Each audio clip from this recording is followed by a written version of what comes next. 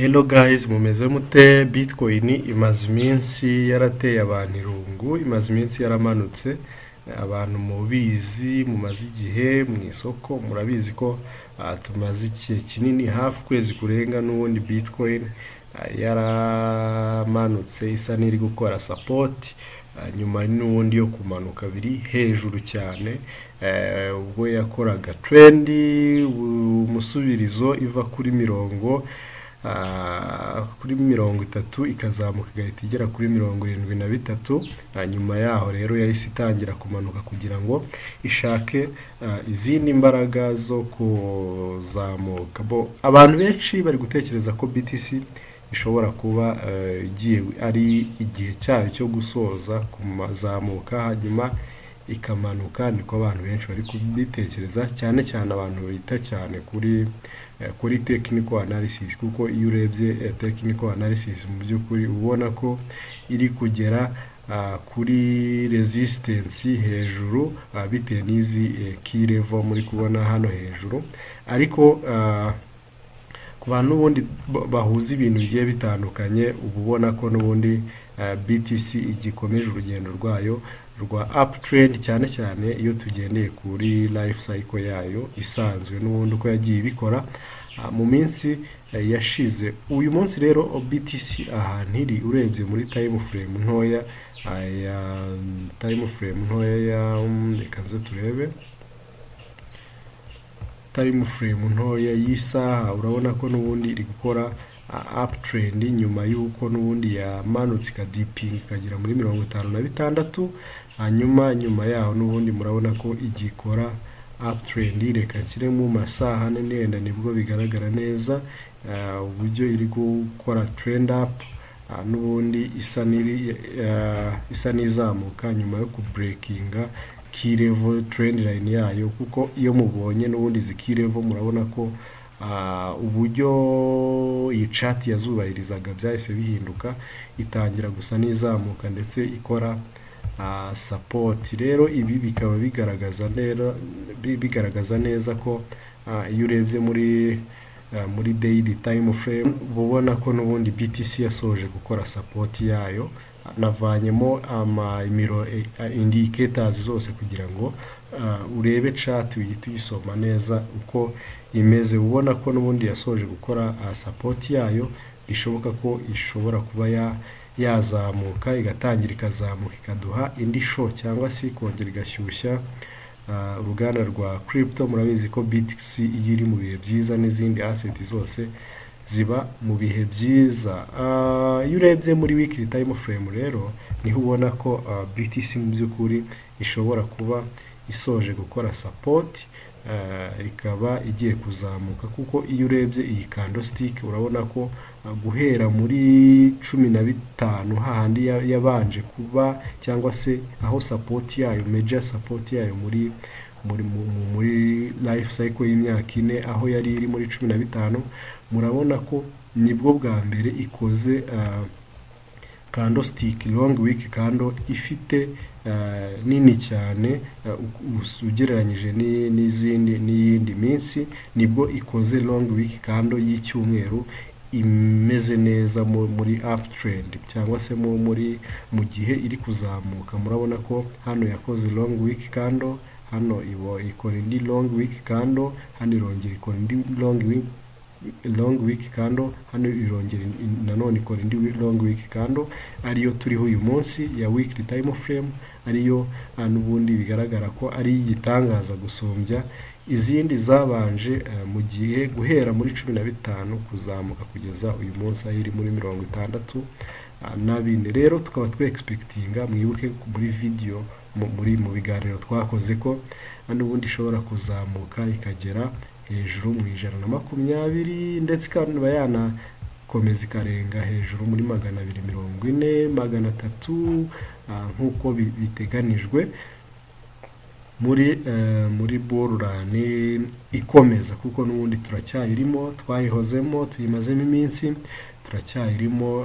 Usibye correction ntoya yabayemo ituma n'ubundi abantu ba trading short term cyangwa se investing short term bahungabana bitewe nuko mu by'ukuri asset zari ziri muri down trend nta kuzamuka, inyungu ziri muri negative, mu by'ukuri ama portfolio yaragiye muri negative bikabije, bituma bahungabana. Ariko mu by'ukuri muri medium term na long term turacyari uptrend, unakurikije n'ubundi uburyo iyi chart imeze, iyi chart ya trend ya Bitcoin igaragara guhera muri 15 nk'uko mubibona, murabona ko ari uptrend nziza, ndetse twifuza ko cyangwa bishoboka ko ishobora gukomeza ikaba yanarenga hejuru mu 120 nk'uko muri kubibona. Hanyuma urebye ifoto ya BTC muri n'ubundi nkunze kureba BTC historique yayo, historical chart ya BTC, murabona ko n'ubundi hano muri bull run, buri gihe bull run cyangwa se igihe halving yabagamo, habaga hazaga icyo bita correction move, aho BTC cyangwa se asset zasubiraga inyuma ho gatoya. Iyo correction move rero akenshi yazaga mu gihe BTC imaze kumuvinga urugendo runini. Hanyuma nyuma yo kugenda nyuma y'iyo correction move, bivuze ngo BTC yabaga ishobora gukora urundi rugendo rungana n'urwo yabaga yakoze mbere uhereye kuri bottom cyangwa se uhereye kuri bear market kugeza kuri correction move ya halving. BTC yabaga mu by'ukuri ishobora gukora urundi rugendo rungana cyangwa ruruta ho gato urwo yabanje gukora mbere. Urebye wenda iyi historical yabaye muri 2015 na 6 na 7, murabona ko n'ubundi bottom yari iri mu madolari 120, hanyuma irazamuka igera mu madolari 400, hanyuma nibwo halving yabaye, hanyuma muri 2017 irazamuka igera ku bihumbi 16, hanyuma iramanuka n'ubundi irongera irazamuka indi move, irongera yikubana none muri move hawo yageze mu 68. Murabona ko muri buri gihe halving cyangwa correction move yabaga muri a half ya move ya bull run, a half ya bull run niho correction move ifatika yabaga iri, kugira ngo noneho BTC yongere itangire gukora indi move up ifatika. Kandi nyuma ya halving nibwo n'ubundi move ifatika yahitaga iba. N'uyu munsi rero nicyo gihe turimo, murabigereranya, murabona iyo urebye, reka nze turebe gato,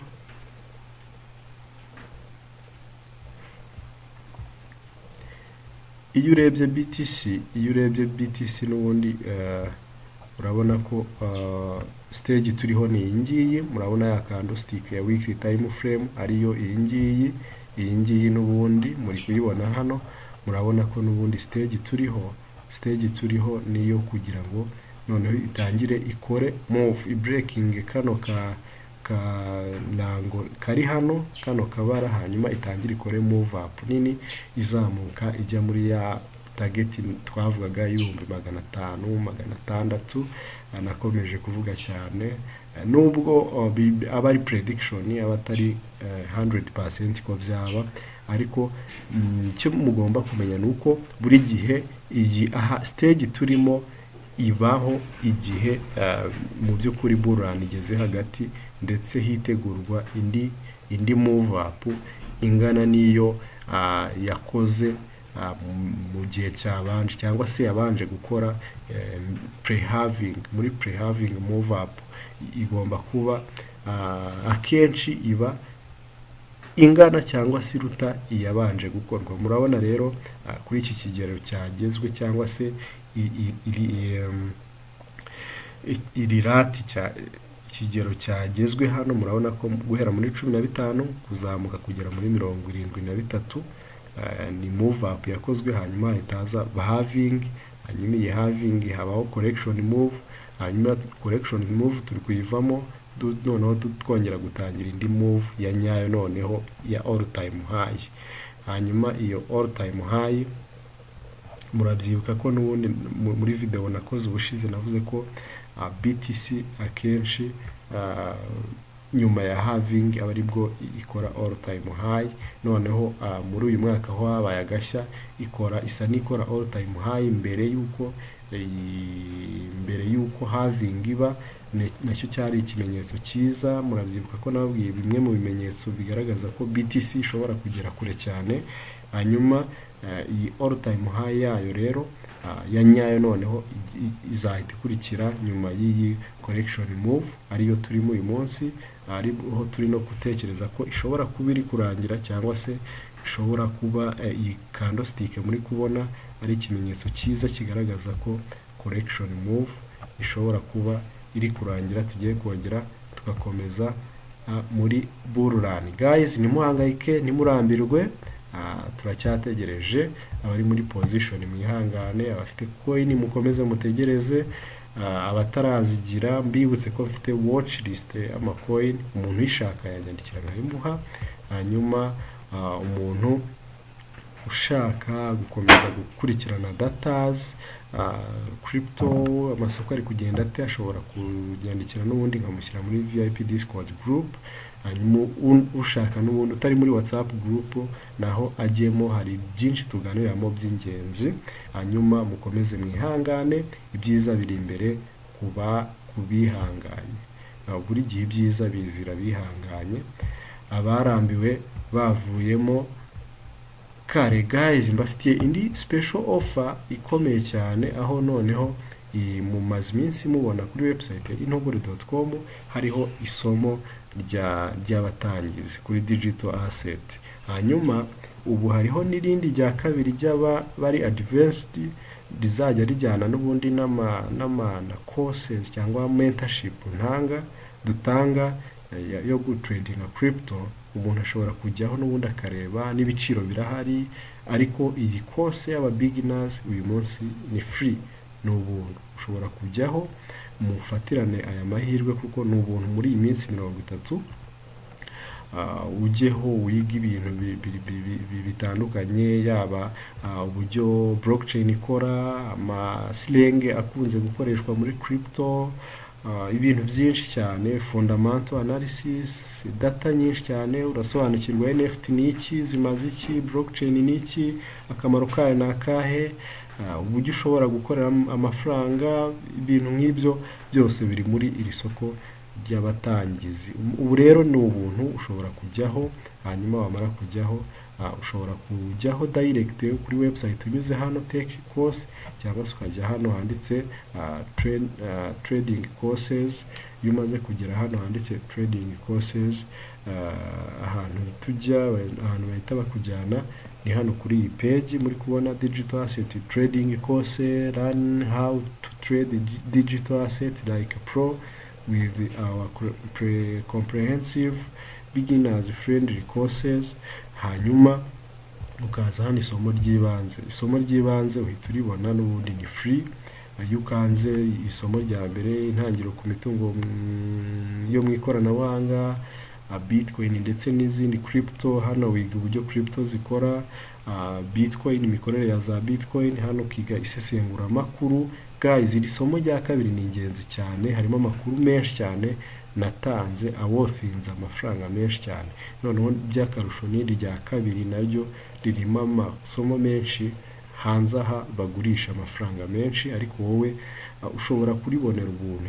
Icyangombwa ni ukugira ubushake ndetse no gushirika ubunebwe ugasoma, kuko ni ugusoma. Hanyuma iri rya kabiri ryo rero ni ibisanzwe,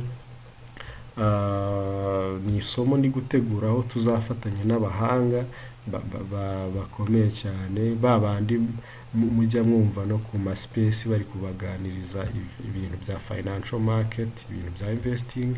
Hanyuma iri somo nkazafatanya nabo, cyangwa se akazabaho ubufatanye nabo. Hanyuma tukabaha amasomo atandukanye, yigiyeho price irahari, igiciro kirahari, n'ibyo uziga birimo. Hanyuma kugeza ubu hariho pariti imwe y'isomo ya technical analysis n'ibindi bigiye bitandukanye, ariko tuteganya harimo ibintu byinshi cyane muri iyi package y'iyi course. Price iriho, hariho live webinars, ibiganiro bitandukanye byihariye, inama zitandukanye n'abajyanama bagiye batandukanye n'abahanga muri mu ishoramari rya digital asset cyangwa cryptocurrency. Guys, ni ibintu byinshi tugiye kubazanira cyane cyane kuri mentorship, ariko bigomba kubagirira umumaro, ariko cyane mufatirane aya mahirwe y'iyi course iri free. Guys, nibyo nimba afite uyu munsi, murakoze cyane, ndabemera cyane. Ciao.